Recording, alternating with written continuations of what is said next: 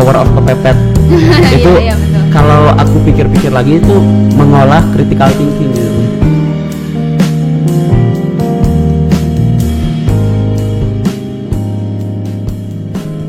Baik, assalamualaikum warahmatullahi wabarakatuh.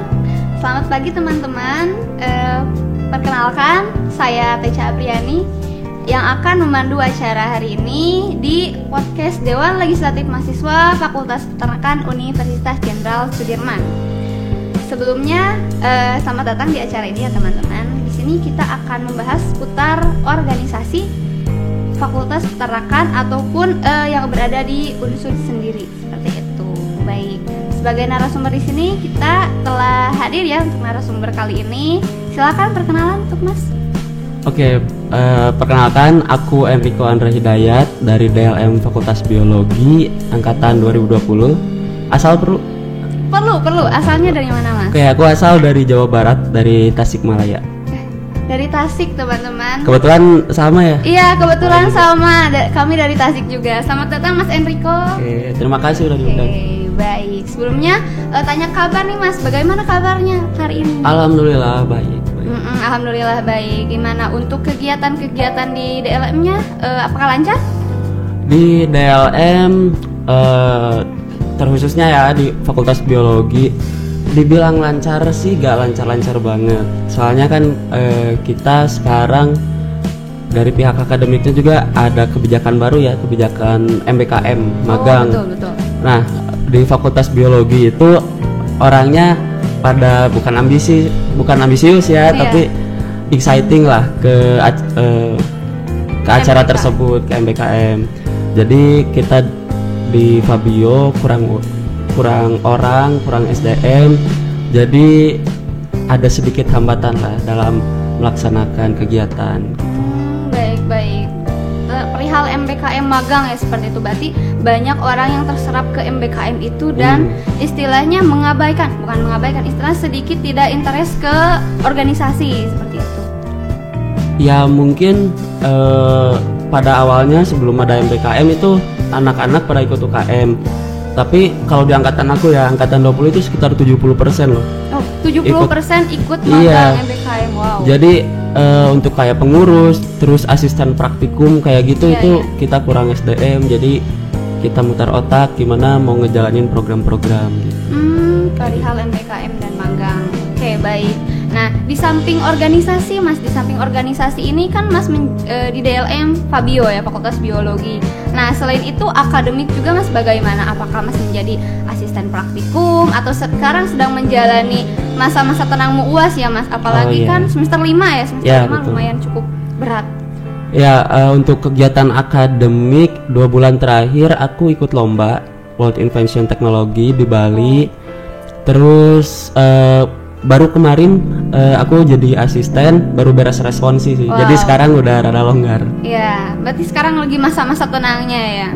Belum masa tenang juga soalnya ada CBL, PJBL kayak gitu masih CBL-nya banyak. berarti di akhir semester ya, bukan di pertengahan selama menjalani akademik seperti menjalani praktikum-praktikum. Sebenarnya pas UTS ada CBL itu dibagi jadi ada CBL 1, CBL 2 dan biasanya kalau PJBL di akhir. Oh, baik. Wah. Perihal tadi Mas untuk lomba yang di Bali itu perihal apa ya? Tentang apa? Kalau World Invention Technology itu kita bikin suatu alat atau penemuan-penemuan, terus kita kayak job fair gitu, kita presentasi, nanti jurinya akan menilai dan alhamdulillah kita di Fabio dapat medali emas dalam bidang lingkungan dan polusi air, dan juga dapat special award dari asosiasinya gitu. Wah, sangat ini ya teman-teman, sangat menarik untuk lomba-lombanya. Dan itu dari Fakultas Biologi masuk ke UNSUD berarti, atau itu dari perwakilan UNSUD? Kalau dibilang kayaknya mewakili fakultas sih. Soalnya di Fakultas Biologi itu kita ngirim 2, ada timnya aku, Mbak Wafa, Riza sama Mas Febri. Terus ada juga tim dari anak UKMPR. Oh iya, UKMPR. Dari ya Mas Haris, terus Mas Eki, Mas Pramudia gitu. Jadi istilahnya mewakili fakultas atas nama Unsur seperti. Oh, baik-baik, paham. Dan untuk organisasi di DLM-nya itu sendiri sekarang awal-awal sedang melakukan apa tadi? Kalau awal-awal dari kondisi fakultas biologinya dulu ya. Suasana organisasi di fakultas biologi itu menurut aku masih kurang terorganisir. Karena dari zaman dulu, dari tahun 2000 masih angka satuan 2007 2008, DLM dan BEM itu selalu gagal terbentuk. Istilahnya tuh terbentuk tapi gak konsisten gitu. Ada pembubaran lagi, ada pembentukan lagi, ada pembubaran lagi.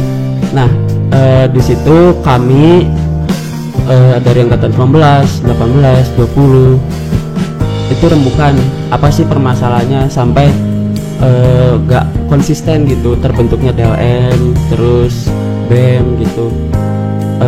Ya salah satu faktornya mungkin dari kegiatan akademisnya gitu. Kalau ya mungkin di Fapet juga merasakan ya laprak dan lain-lain. Ya, betul. Bahkan di kami itu 7 ya sama lah kurang lebih kayak Fapet, 7 matkul 7 praktikum. Jadi tugas CBL, PJBL ada, laporan praktikum ada, responsi ada gitu. Iya, betul. Ketambah lagi di Fakultas Biologi kan jurusannya sedikit, berarti orang-orangnya juga sedikit. Ketika mereka dikirim magang, kita kekurangan SDM. Betul. Nah, jadi kita samain persepsi dulu nih, DLM butuh apa yang diperlukan Fakultas Biologi. Nah, kami menyimpulkan bahwa dari mahasiswa itu komponennya terkait UKM, asisten, mereka itu harus dihimpun aspirasinya. Betul. Nah, dari situ kita berangkat, kita bikin yang namanya mediasi, sekaligus kita perkenalan juga bahwa DLM itu udah ada di Fakultas Biologi. Nah, caranya kita bagi job, setiap 2 orang itu megang 1 UKM dan 1 mata kuliah asisten praktikum. Di situ kita wawancara apa keresahannya, apa keperluannya, adakah solusi yang ditawarkan. Nanti kita himpun, kita catat, nanti kita rapat besar di DLM-nya itu sendiri. Nanti kita bikin poin pembahasan, terus kita bikin audiensi ke pihak dekanat gitu. Jadi kita menjalin komunikasi dulu untuk awal. Karena menurut aku untuk dasar dan pondasi membangun organisasi itu komunikasi, birokrasinya itu harus jelas kayak gitu. Baik. Berarti perihal aspirasi ya, keresahan warga Fabio apa dihimpun di DLM dan disalurkan, maksudnya dimediasikan ke birokrat seperti itu. Oke, baik. Untuk perihal mediasi tersebut, Mas, apakah ada keterkaitan BEM di sana, keikutsertaan seperti itu? Kalau BEM kita memang ya dari fakultas itu ingin ada BEM. Tapi kita di sini lihat esensi dari pembuatan BEM itu apa? Apakah mereka hanya dibentuk untuk menjalankan program kerja? Apakah itu memang kebutuhan mahasiswa gitu? Nah, di sini DLM bukan prioritas untuk membuat BEM dulu sekarang, tapi kita membangun komunikasi dulu antara mahasiswa ke mahasiswa, mahasiswa ke dosen, dosen ke mahasiswa, dan komponen belajar itu ke dekanat gitu. Baik. Pembangunan komunikasi dulu sebelum BEM gitu. Soalnya di sini kita mengkonsep bahwa konsepan program kerja itu dibuat sesuai kebutuhan mahasiswa. Jadi bukan hanya program kerja yang strict harus dilakukan gitu, tapi kondisional sesuai apa yang kebutuhan mahasiswa butuhkan, dan itu diolahnya sama DLM, pelaksananya BEM. Keinginan kami itu seperti itu. Nah, untuk mewujudkan hal itu perlu adanya komunikasi, terus adanya juga silaturahmi antar semua komponen kayak gitu. Berarti garis koordinasinya dari DLM langsung ke UKM dan ke birokrat seperti itu. Iya, betul. Soalnya di sini juga banyak isu ya, kalau di Fakultas Biologi itu anaknya individual, terus laprakers. Nah, kita di situ ingin mengusahakan stigma-stigma itu dihilangkan dengan cara kita terjun langsung ke lapangan, terus kita berkomunikasi, bersosialisasi, merangkul juga gitu. Iya, betul. Karena memang selain akademik juga kita harus melatih soft skill di organisasi ya. Iya, betul. Nah, karena sering laprak ya, terus kebetulan juga berorganisasi. Menurut aku kalau kita pinter di akademik oke. Tapi kalau dalam susunan laporan itu mereka itu baru tahap bab 1, bab 2 pendahuluan sama tinjauan pustaka. Dengan kita berorganisasi kita maju ke bab 3, bab 4 metode penelitian, hasil dan pembahasan. Jadi di situ sinkronisasi antara teori dan praktiknya gitu. Baik. Berarti benar-benar sinkronisasi antara akademik dan organisasi itu sebetulnya harus benar-benar terkonsep ya, istilahnya harus ada ikatan meskipun kita ikut organisasi, tapi juga jangan lupa akademik. Tapi ikut akademik jangan lupa untuk melatih soft skill kita juga di organisasi. Seperti itu ya Mas Enrico? Iya. Oke, baik. Selanjutnya ini nih Mas, ada pertanyaan katanya. Kenapa memilih aktif organisasi? Kan seperti yang kami ketahui ya Mas Enrico, di DLM itu sebagai apa? Di DLM itu sebagai sekretaris jenderal gitu. Sekretaris jenderal. Nah, mengapa Mas memilih DLM dibanding UKM lain? Atau misalkan Mas Enrico punya UKM selain DLM, bagaimana itu? Enggak. Jadi ceritanya aku kepilih jadi sekjen itu aku mewakili angkatan, bukan dari UKM. Soalnya aku gak ikut UKM sama sekali. Iya betul. Ya, nah kenapa aku memilih terjun ke DLM terus istilahnya ingin memajukan fakultas biologi. Yang terutama itu bukan keresahan ya, lebih ke keinginan aku untuk meninggalkan sejarah ataupun berkontribusi gitu bagi fakultas biologi. Soalnya di fakultas biologi kan tempat aku tinggal ya selama 4 tahun. Kita harus bangun suasana gitu. Soalnya bayanganku kuliah itu, kalau Mbak tahu ya, zaman-zaman kecil tuh suka lihat film India, Koimil Gaya. Iya betul. Ya kan, mereka itu suasana kuliahnya fun gitu dan lain-lain. Bayanganku kuliah itu seperti itu.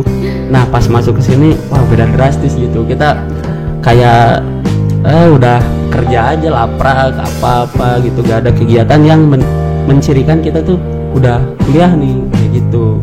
Nah, berangkat dari sana, yaudah ayo orang-orang yang berpikiran sama kita himpun, terus kita samain persepsi, terus kita majuin lah dengan cara berkolaborasi, brainstorming apa yang dibutuhin, terus bagaimana solusinya, bagaimana implementasinya kayak gitu.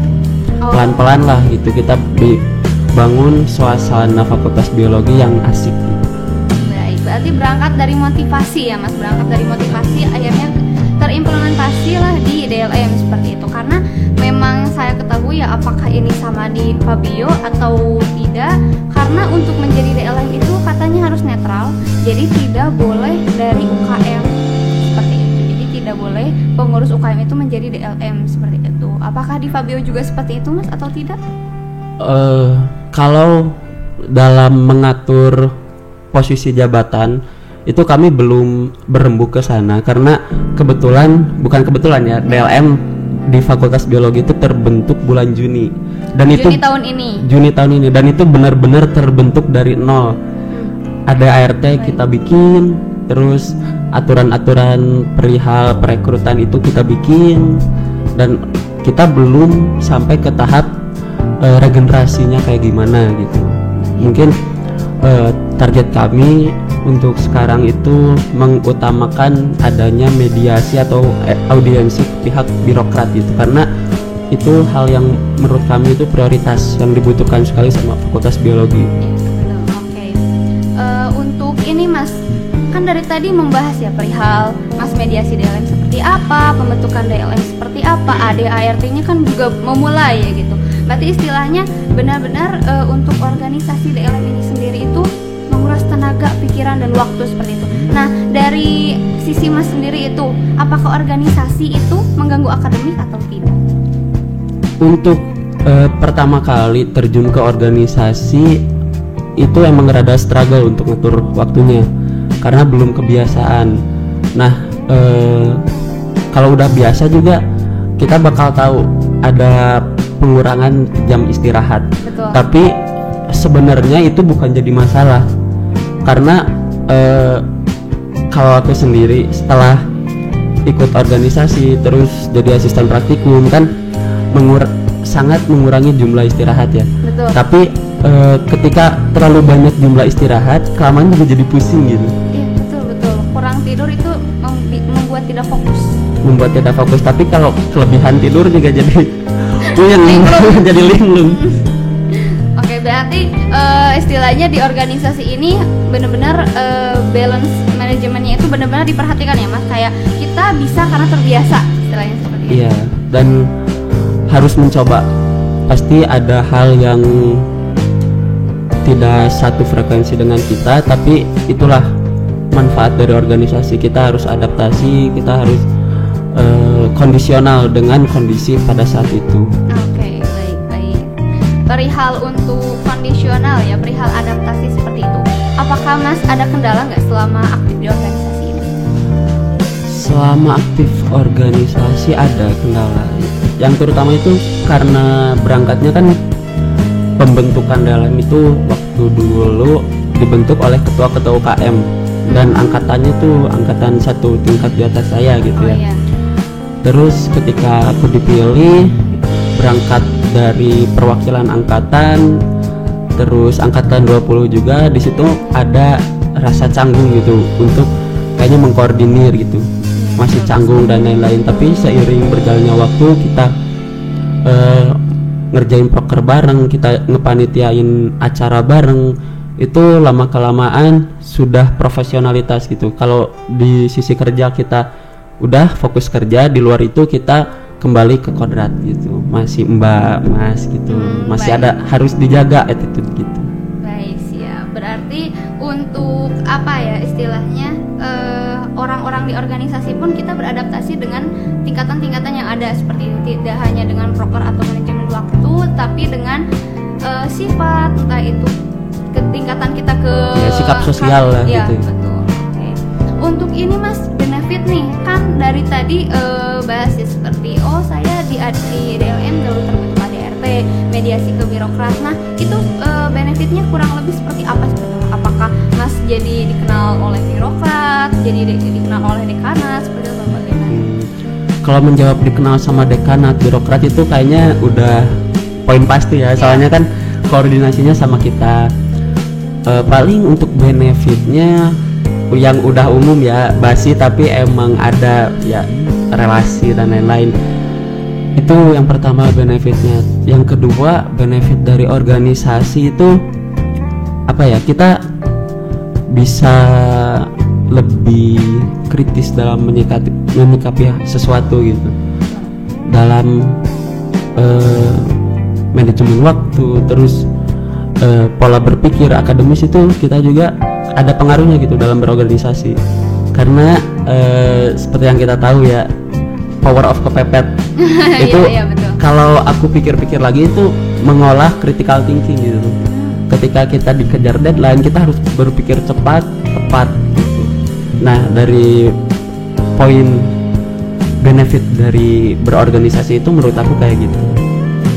Benefit dari organisasi itu melatih berpikir kritis ya teman-teman. Di samping orang lain berpikir mungkin landasannya tuh seperti ini, tapi kita berpikir lebih ke tekniknya tuh seperti apa, seperti itu. Mungkin orang-orang lebih berpikir teorinya seperti ini, tapi kita langsung berpikiran ke ini bagaimana cara mengimplementasikan teori ini. Betul. Baik. Untuk ini Mas, selanjutnya ya, kan ini menyangkut poin-poin organisasi, mahasiswa-mahasiswa organisasi tadi dibahas seperti itu. Nah sekarang pandangan Mas Enrico nih terhadap mahasiswa yang istilahnya kupu-kupu ya teman-teman, kuliah pulang seperti. Nah bagaimana itu menurut? Oke, jujur pas awal kesini berarti semester berapa? 4 ya? Iya, semester 4. Awal tahun kemarin kan? Iya, awal tahun Semester kemarin, 4. semester 4 ya.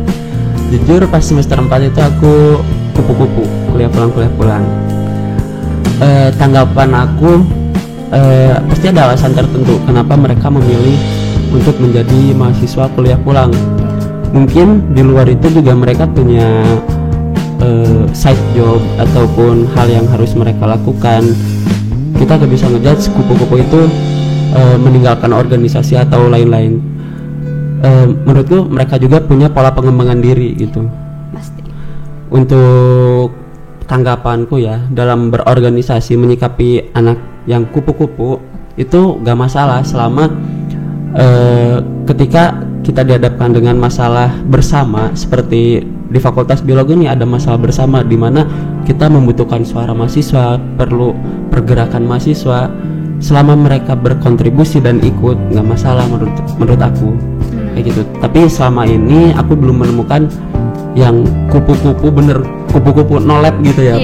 Belum. Soalnya pasti mereka punya cara tersendiri untuk mengembangkan karakternya dia gitu, untuk mengembangkan skillnya dia gitu. Ya, berarti memiliki kegiatan lah meskipun kita tidak mengetahui kegiatan itu apa ya di samping organisasi dan akademik.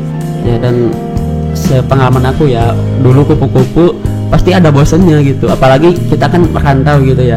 Harus punya kegiatan dan kegiatan yang kita pilih lah jalur yang akan kita tempuh gitu. Dan alhamdulillah tetap aja jalur aku ke organisasi lagi untuk mau cari kerja dan lain-lain itu masih belum pas gitu, tetap ke pola organisasi. Baik. Nah, berangkat dari organisasi berarti Mas sebelumnya Mas di SMA berarti aktif organisasi ya? Iya, bisa dibilang lah. Biasanya orang-orang yang aktif organisasi di SMA itu ada dua kemungkinan ya Mas. Ada yang masuk kuliah melanjutkan organisasi tersebut, ada yang sudah bosan istilahnya, kayak sudah bosan. Tapi mengingat kebosanan tersebut, apakah mohon maaf izin bertanya di Fabio ada sistem poin? Pas aku awal masuk dikatakan seperti itu, tapi pada implementasinya aku kurang tahu transparansinya seperti apa. Nah, berangkat dari pertanyaan itu kan berarti banyak informasi yang belum sepenuhnya terserap sama mahasiswa Fakultas Biologi. Makanya kami mengusahakan mediasi atau audiensi terhadap pihak birokrat atau dekanat kayak gitu. Soalnya banyaklah agenda-agenda ataupun kegiatan yang perlu ada transparansi jelas dari pihak dekanat gitu. Oke, baik.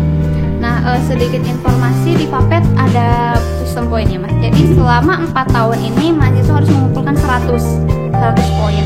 Nah, ada beberapa, nggak saya bilang semua, ada beberapa yang mengikuti organisasi itu hanya karena poin, mengikuti kepanitiaan itu hanya karena poin seperti itu, tapi tidak melihat poin di mana dia terbentuk di organisasi tersebut, kayak poinnya apa yang akan dia ambil seperti itu. Nah, saya kira mungkin di Unsur juga belum benar kata Mas, belum terimplementasikan poin itu untuk apa seperti itu. Karena yang saya lihat juga pandangan saya, poin hanya mengikat seperti itu, tanpa benar-benar kayak membentuk mahasiswa itu di organisasi seperti apa. Mungkin nanti juga setelah obrolan dengan birokrat Fabio akan lebih tahu ya seperti itu. Apakah sistem poin ini benar-benar akan berlaku? Karena yang saya ketahui pas di akhir wisuda katanya sistem poin itu dipertanyakan. Ada lembar poin yang harus diperlihatkan kan pas wisuda tersebut di berkas-berkas wisuda. Tapi itu saya tidak mengetahui secara keseluruhan di Unsur itu seperti apa. Karena di Fapet seperti itu. Oke, baik. Tadi sudah banyak pembahasan ya teman-teman. Sekiranya untuk podcast ini Mas Enrico mungkin bisa kesan dan pesan terkait organisasi ya, khususnya organisasi di Fakultas Biologi. Bagaimana? Untuk kesan di Fakultas Biologi, yang pertama, banyak orang-orang unik yang aku temuin di Fakultas Biologi yang itu membangun jati diri aku. Semakin banyak kita kenal orang, semakin kita tahu jati diri kita. Dan untuk pesan untuk anak-anak Fakultas Biologi, tetap semangat walaupun laprak menumpuk, PJBL, CBL menumpuk. Kita harus tetap membangun kondisi suasana Fakultas Biologi yang fun. Kita buat kemumutan itu jadi suatu hal yang menyenangkan, kayak gitu sih. Iya. Pesan. Oke, istilahnya jadikan kesenangan itu sebagai hobi ya, nanti akan terbiasa gitu ya Mas. Bisa karena terbiasa. Oke teman-teman, karena memang interview podcast hari ini sudah selesai, maka untuk podcast DLM Fapet Unsur saya cukupkan, dan sebelum itu saya akan memberikan kesimpulan terlebih dahulu. Sedikit kesimpulan yang saya ambil ya dari podcast hari ini, sebagai organisatoris dan akademisi, kita benar-benar harus bisa manajemen waktu seperti itu. Di saat ada yang kita ambil, resiko yang kita ambil di sana juga ada perjuangan atau istilahnya ada yang harus prioritaskan seperti itu. Mana prioritas kalian, mana keinginan kalian, keresahan kalian silahkan untuk diungkapkan, karena suatu organisasi itu mewadahi pasti tidak akan melepas tanggung jawab seperti itu. Apa proker organisasi, apa itu proker DLM seperti itu, aspirasi itu pasti akan tersalurkan ke birokrat seperti itu teman-teman, ke dekanat ya seperti itu kalau disebutnya. Baik, untuk setelahnya ini ada jargon nih Mas, jargon DLM. Gimana? Apakah masih sama ya? Pastinya untuk DLM di Unsur juga FIFA Legislativa Mas, seperti itu. Oh iya. FIFA Legislativa. Mungkin untuk selanjutnya kalau saya bilang Dewan Legislatif Mahasiswa, kita jawab FIFA Legislativa. FIFA Legislativa. Seperti ini Mas untuk tangannya. Oke. Harus kanan. Kanan ya, kanan. Oke. Sebelumnya Dewan Legislatif Mahasiswa, FIFA Legislativa. Oke, baik. Sekian, terima kasih. Mungkin terima kasih kepada Mas Enrico, dan untuk teman-teman tetap semangat juga. Untuk Fabio dan Papet tetap semangat organisasi dan akademiknya. Saya Teca Apriani sebagai host dan Mas Enrico sebagai narasumber. Pamit undur diri. Wassalamualaikum warahmatullahi wabarakatuh.